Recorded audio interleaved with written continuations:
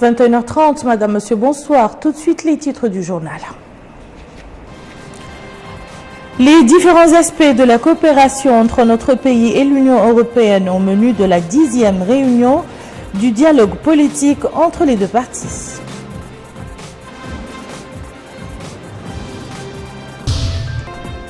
Le ministère des Affaires sociales, de l'Enfance et de la Famille lance le programme de financement des activités génératrices de revenus. Plus de 290 coopératives sont ciblées. En France, le gouvernement social échappe à une motion de censure déposée par la droite et impose sa loi controversée de réforme du Code du travail. Avant de passer au développement de ces titres, ce communiqué de la primature rendu public aujourd'hui, nommant par arrêté du Premier ministre Madame Gauffom Troun, inspectrice générale d'État adjointe. Le Premier ministre Yahya Al-Haddamine a supervisé aujourd'hui à la primature la 10e réunion du dialogue politique entre notre pays et l'Union européenne. La réunion se tient dans le cadre des accords de Cotonou qui prévoient des échanges périodiques pour promouvoir la coopération entre l'Union européenne et les pays de la région. Le Premier ministre a passé en revue avec les partenaires européens les différents aspects de la coopération entre les deux parties, notamment les questions politiques et économiques et celles des droits de l'homme. Ces derniers ont loué les efforts énormes déployés par la Mauritanie en matière de lutte contre le terrorisme, la migration illégale et toutes les formes de criminalité transfrontalière. Ils ont constaté que ces efforts ont contribué efficacement aux actions de maintien de la stabilité et de la sécurité de la sous-région et à la régulation et au contrôle du flux migratoire et exprimé leur satisfaction pour le rôle fondamental joué par la Mauritanie dans le G5 Sahel, dont elle accueillera l'école de guerre et le centre d'alerte. Ils ont également salué les mesures de prévention de la radicalisation, notamment par l'adoption d'une stratégie nationale pour la jeunesse. Les deux parties ont réitéré leur volonté de renforcer la coopération dans tous ces domaines au niveau bilatéral et multilatéral. D'autre part, la partie européenne a salué l'importance du discours prononcé à Néma par le président de la République, Mohamed Ould Abdel Aziz, et les réformes constitutionnelles qu'il a annoncées à cette occasion et souligné avec satisfaction l'engagement ferme du président de la République pour un dialogue politique inclusif qui intègre toutes les forces vives du pays. Les deux parties se sont félicitées de la bonne performance économique réalisée par notre pays en dépit de la chute des prix des matières premières. Les diplomates européens ont particulièrement loué le développement sans précédent des infrastructures de base et des projets structurants dans tout le pays et exprimé leur volonté d'apporter le soutien nécessaire pour la consolidation et le renforcement de ces acquis et à accompagner le processus d'élaboration de la stratégie de croissance accélérée et de prospérité partagée. Au sujet du climat des affaires, les diplomates européens ont souligné l'importance des efforts consentis pour l'amélioration du climat des affaires en Mauritanie et ont exhorté le gouvernement à poursuivre les efforts d'appui à l'investissement privé. S'agissant de l'accord de pêche entre la Mauritanie et l'Union européenne, les deux parties se sont également félicitées de la ratification de l'accord de pêche entre la Mauritanie et l'Union européenne et exprimé leur volonté commune de surmonter toutes les difficultés relatives à la coopération dans ce domaine. Abordant le volet extérieur, les participants se sont félicités de l'activité dynamique de la diplomatie mauritanienne au niveau sous-régional, régional et international et mis l'accent particulièrement sur le rôle joué par la Mauritanie dans l'anticipation et l'apaisement des conflits et dans les efforts de maintien de paix dans le monde. Au sujet des droits de l'homme, le Premier ministre a rappelé l'engagement irréversible de notre pays sur la voie de la promotion et de la protection des droits humains. Les diplomates européens ont salué cet engagement et exprimé leur volonté de l'accompagner. À la fin de la rencontre, les participants ont insisté sur l'importance de ce dialogue qui constitue un cadre d'échange serein et constructif entre la Mauritanie et l'Union européenne dans un esprit de partenariat infrastructures. Vous l'avez suivi en direct hier soir sur Al Mauritania. Le tirage au sort des candidats au pèlerinage pour l'année 1437 de l'Hégire s'est effectué sous la supervision du ministre des Affaires islamiques et de l'enseignement originel. Les candidats retenus pour accomplir ce 5e pilier de l'islam, au nombre de 1400, seront acheminés par des vols affrétés par l'État. Abdul Adamaba nous en dit plus. 1417 personnes ont soumis leur candidature afin d'effectuer le Hajj cette année. Pour 1400 places disponibles pour le pèlerinage 1437 de l'Hégire, correspondant à l'année 2016. Ce tirage au sort a été organisé par le ministère des Affaires islamiques et de l'enseignement originel en collaboration avec l'Agence nationale du registre des populations et des titres sécurisés.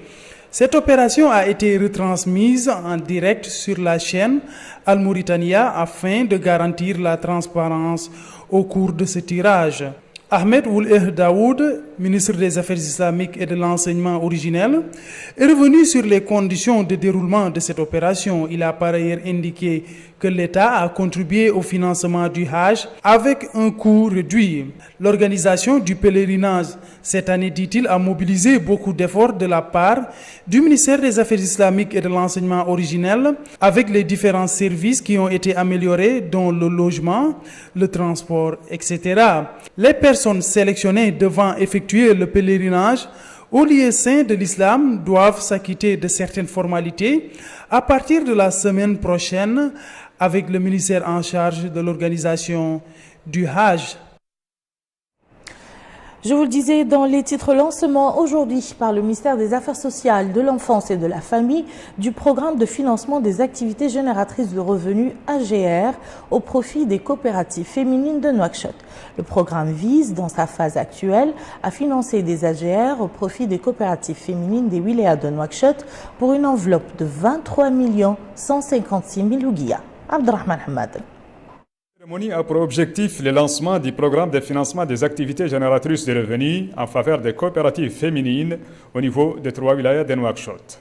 Au total, 294 coopératives féminines provenant des wilayas de la capitale ont bénéficié des financements de leurs projets générateurs de revenus avec une enveloppe financière globale de 23 156 000 ouguiya. Ce financement constitue un prêt facilité sans intérêt avec une période de grâce de 4 mois. Dans un mot prononcé pour l'occasion, la ministre des Affaires sociales, de l'enfance et de la famille a passé en revue la politique de son département qui vise l'amélioration des conditions de vie des femmes en leur facilitant l'accès au microfinancement et en améliorant leurs capacités productives, ce qui aura un impact positif sur la réduction de la pauvreté. Dr Fatima Habib a en outre estimé que l'octroi des microfinancements aux femmes capables d'exécuter des microprojets va permettre de renforcer le pouvoir d'achat de leurs familles et de réduire le taux de chômage, contribuant ainsi à la réalisation du développement durable. Les bénéficiaires de ce financement facilité ne cachent pas leur satisfaction de ces gestes et expriment leur enthousiasme pour lancer leurs propres projets commerciaux.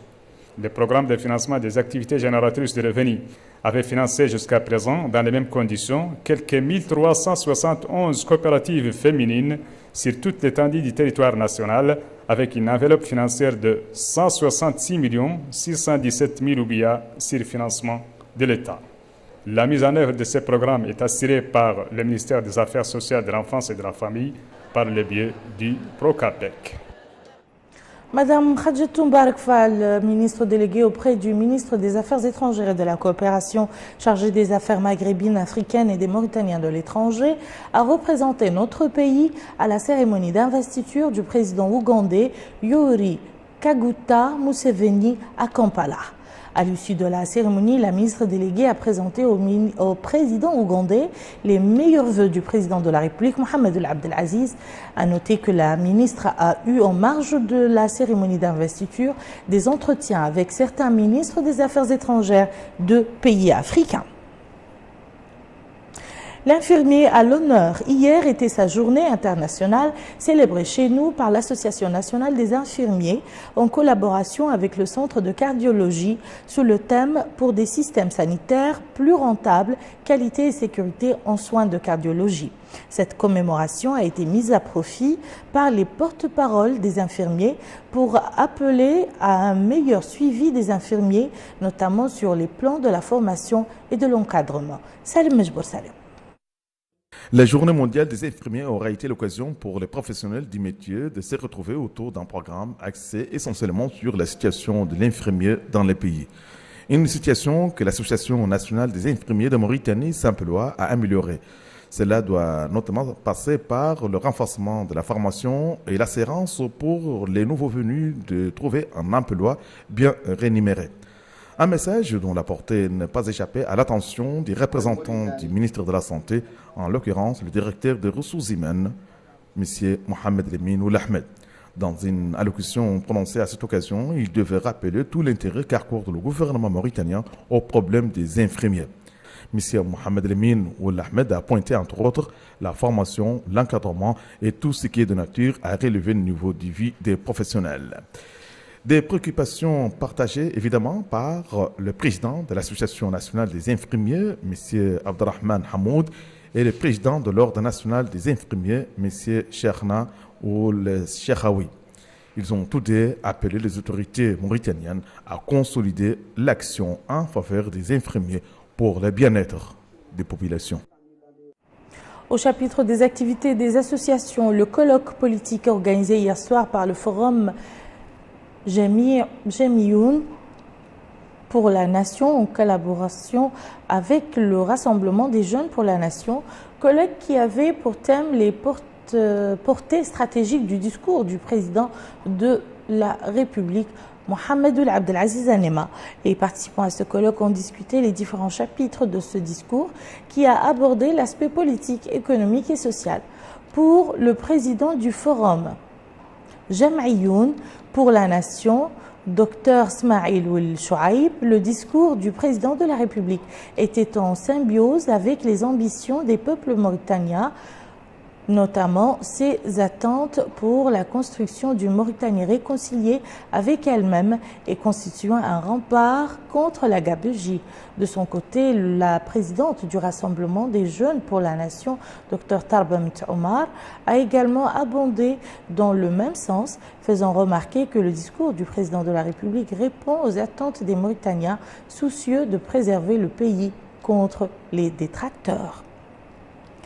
Hier soir, un groupe d'acteurs politiques du club des amis de Aziz a annoncé la naissance d'un nouveau club d'appui et d'unification des efforts, des soutiens au président de la République Mohamed Ould Abdelaziz. Le président de ce club, Abdel Fattah Ould Hussein, a indiqué que ce club vise également à contribuer au renforcement et à la préservation des acquis réalisés ces dernières années au profit de la nation et des citoyens. Lui succédant, le secrétaire général du club a indiqué que la naissance de ce club émane de la conviction de ses auteurs quant à la nécessité de renforcer les acquis nationaux et d'ancrer l'unité nationale, ainsi que l'appui à toute initiative de nature à contribuer au développement et à l'épanouissement du pays. L'actualité internationale à présent avec la mort aujourd'hui du commandant militaire en chef du Hezbollah, Mustafa Badreddine, tué dans une attaque près de l'aéroport de Damas. La mort de Mustafa Badreddine était annoncée par le mouvement chiite sans préciser la nature ou la date de cette attaque présentée comme une grande explosion. Il s'agit du plus important responsable du Hezbollah, tué depuis l'assassinat en février 2008 à Damas de son prédécesseur Imad Mournier. Le mouvement libanais allié de l'Iran avait imputé cet assassinat à Israël qui a nié toute implication. D'autres nouvelles internationales en bref et en images avec Bokar Bailaba.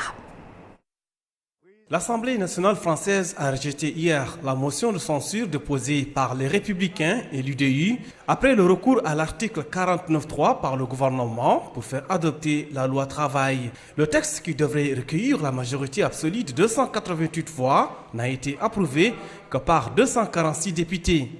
Le projet de loi El Khomri est de fait considéré comme adopté en première lecture et va maintenant poursuivre son parcours législatif au Sénat. Et puis des affrontements ont éclaté à Paris en marge de la mobilisation contre la loi travail. Alors que le cortège arrivait au terme de son parcours, des jeunes casseurs s'en sont pris aux manifestants. 2 blessés à la tête et 2 personnes ont été interpellées. Le nouveau système antimissile américain en Roumanie a été inauguré hier. Il doit permettre à l'OTAN de compléter son arsenal défensif. Le bouclier antimissile de l'OTAN grignote du terrain dans l'est de l'Europe.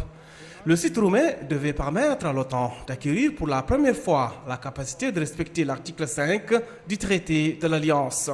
Cet article stipule que si un pays de l'OTAN est victime d'une attaque, chaque membre de l'Alliance atlantique doit considérer cet acte comme une attaque dirigée contre l'ensemble des membres et doit prendre les mesures nécessaires pour venir en aide aux pays visés.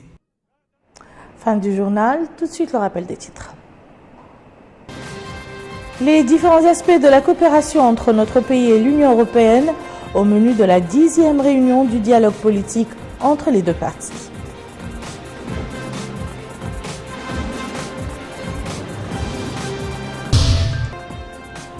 Le ministère des Affaires sociales, de l'enfance et de la famille lance le programme de financement des activités génératrices de revenus. Plus de 290 coopératives sont ciblées. En France, le gouvernement social échappe à une motion de censure déposée par la droite et impose sa loi controversée de réforme du Code du travail. Merci, Madame, Monsieur, de nous avoir suivis. À demain, Inch'Allah.